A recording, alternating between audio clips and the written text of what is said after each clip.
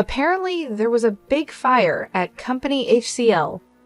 When I heard the news, it felt like I had been hit on the head with a hammer because that's where my husband works. I hoped he was okay. I called him, praying he had escaped the fire.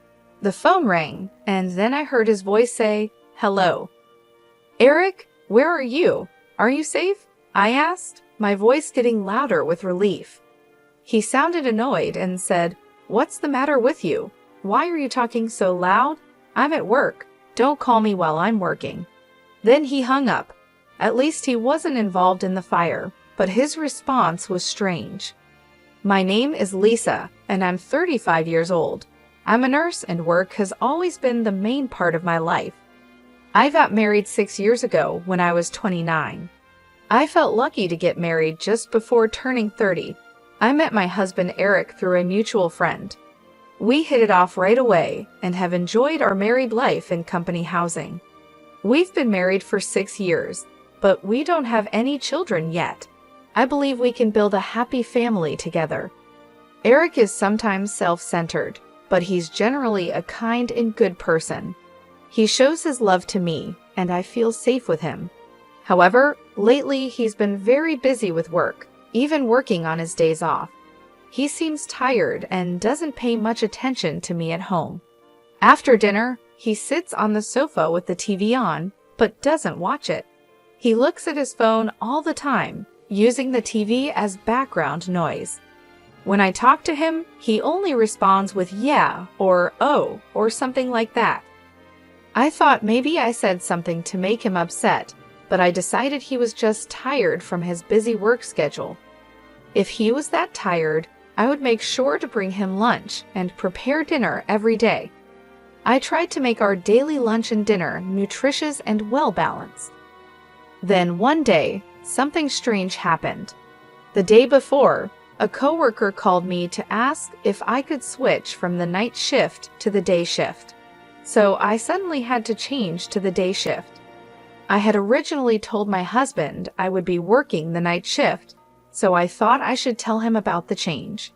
But I was busy and ended up emailing him on the same day. I emailed him, saying that I had switched to the day shift and would make dinner and wait for him. But he didn't reply. I thought he was busy at work, so I focused on my own work too. But even after I finished work, he still hadn't responded. He used to reply quickly, even using emojis sometimes. But this time, he only read my message and didn't reply.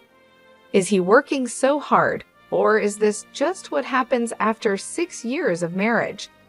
Feeling a little sad, I went to the supermarket on my way home from work to buy some ingredients because I decided to cook a nutritious dinner for him again. It was very cold that day, so I decided to make a one-pot dish. I cut up the ingredients and waited for him to come home so I could start cooking right away. But no matter how long I waited, he never came home. He usually arrives home at 8 p.m., but when he finally came home, it was already 10 p.m. Welcome back. You're home late. Did you have to work overtime? Oh yeah, but did you have to work the day shift suddenly? Yeah. A coworker had an emergency. I was a little late in telling you. I see. Well, I guess you couldn't help it, but it's a little annoying that you told me on the same day. I might have had plans for a drink or something.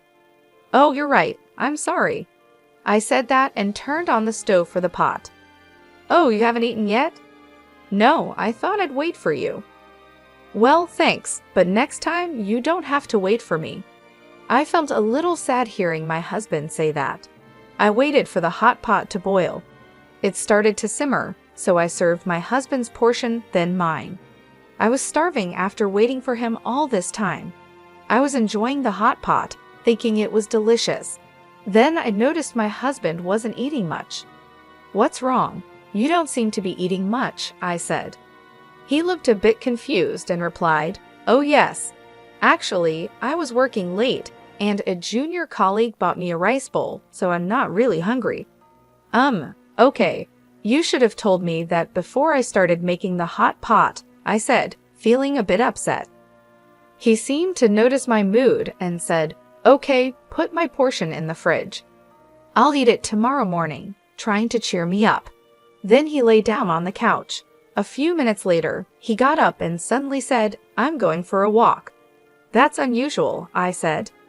"I haven't been getting enough exercise lately, and I've been working late, so I need a change of pace," he answered as he began to get ready to go out. I felt a little empty sitting alone at the table eating the hot pot, so I put my portion in the fridge too. I felt like I had eaten too much, and my husband and I haven't spent much time together lately, so I decided to go for a walk with him. But he refused and said it's not good to move just after eating. He also said he wanted to go for a long walk alone.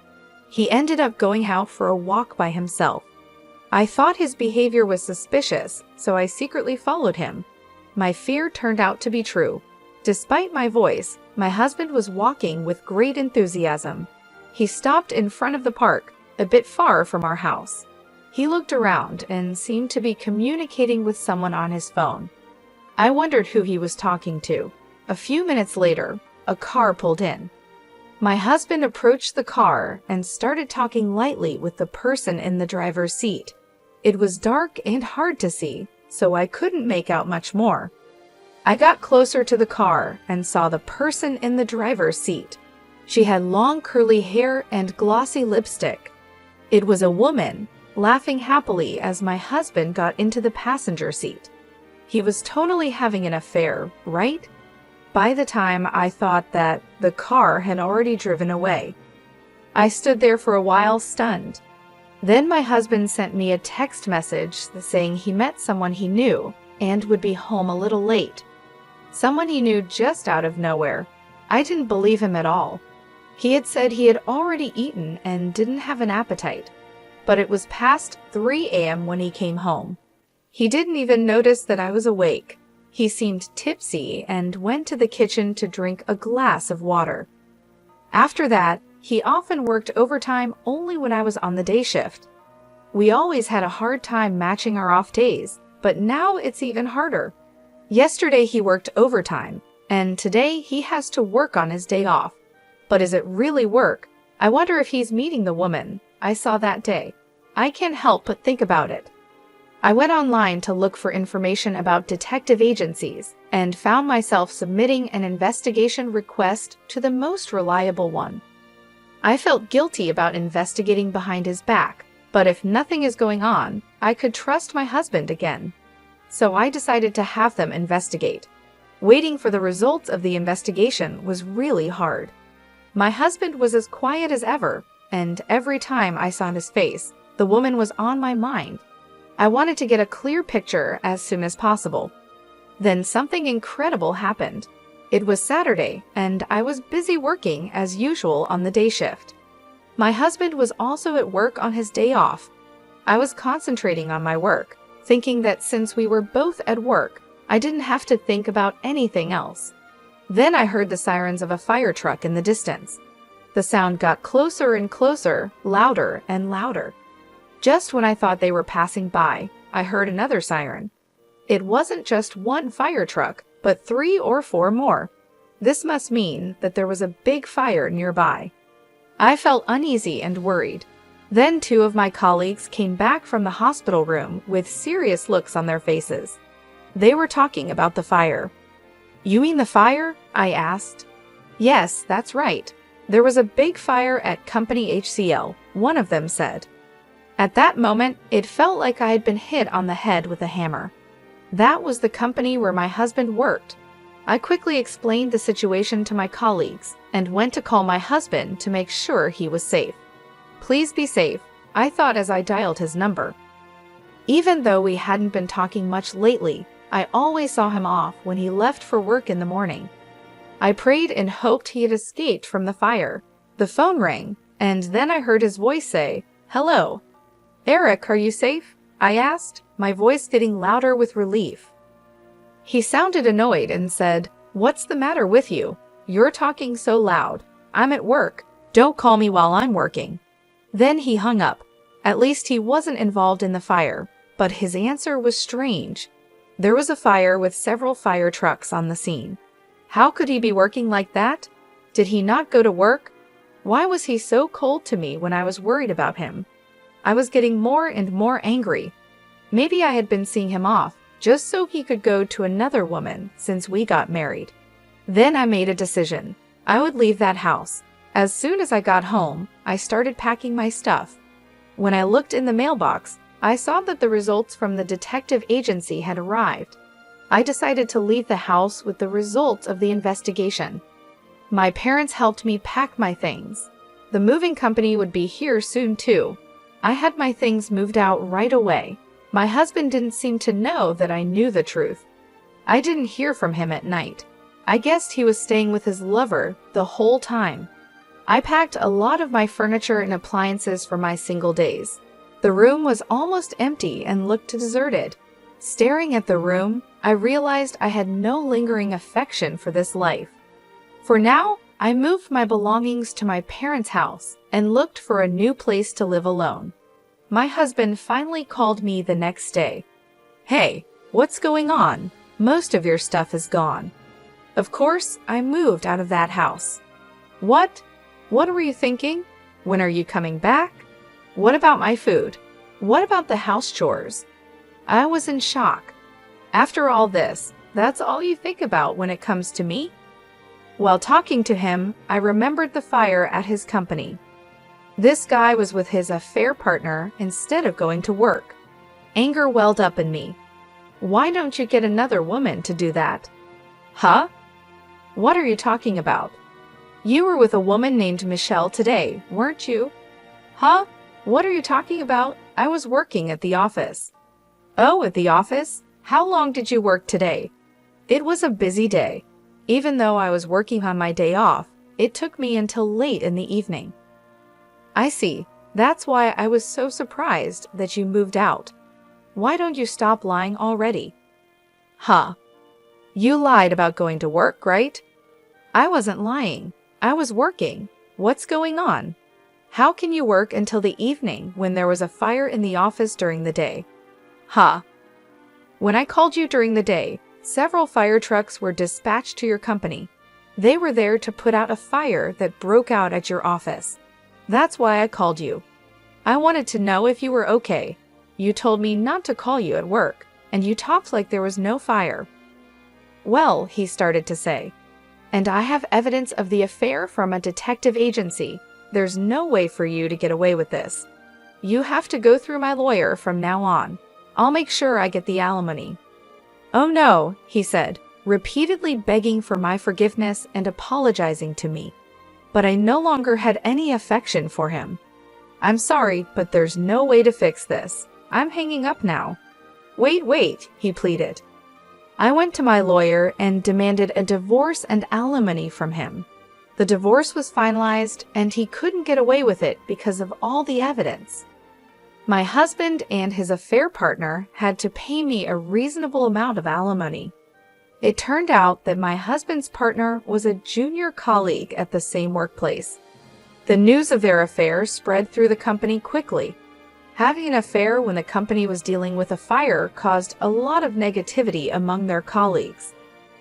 My husband and his affair partner are now getting cold stares from everyone around them, and they feel very ashamed of themselves. They really deserve it. Meanwhile, I moved into my new place and started to rebuild my life. My parents were incredibly supportive during this tough time. They helped me pack up my things and settle into my new home. It wasn't easy, but I felt a sense of relief being away from the toxic environment I had been living in. I focused on my job and took on more shifts at the hospital. My colleagues noticed that I was quieter than usual, but they respected my need for space. Slowly, I started to feel more like myself again. I even picked up a new hobby, gardening. It was therapeutic to nurture something and watch it grow. 2 weeks later, I received a letter from my ex-husband. He apologized again and begged for another chance. He wrote about how much he missed me and how miserable he was without me. But his words didn't move me. I had made my decision, and there was no turning back. I replied briefly, telling him that I wished him well, but there was no chance of reconciliation. I hoped he would find a way to be happy, but it wouldn't be with me. It was time for both of us to move on. One day, I ran into an old friend from college. We'd have lost touch over the years, but it was nice to catch up. She had also gone through a tough breakup and understood what I was going through. We decided to meet regularly, and soon we became close friends again. It felt good to have someone to talk to and share my feelings with. Months passed, and I found myself in a much better place. The pain and anger I had felt started to fade, and I began to look forward to the future. I even started dating again, taking things slow and enjoying getting to know new people. My ex-husband's affair and the divorce were hard lessons, but they taught me a lot about myself and what I want in life. I learned the importance of self-respect and the value of true, supportive relationships. I knew that I deserved better and that I would never settle for anything less again. Life was starting to feel normal again, and I was grateful for the journey I had taken to get there.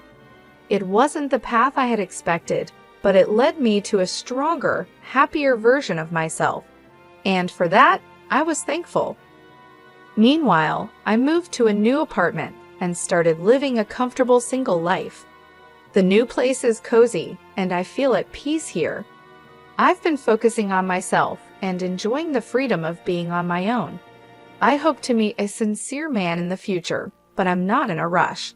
I'm taking my time because I want to find someone who truly respects and loves me. My job as a nurse is stable and fulfilling.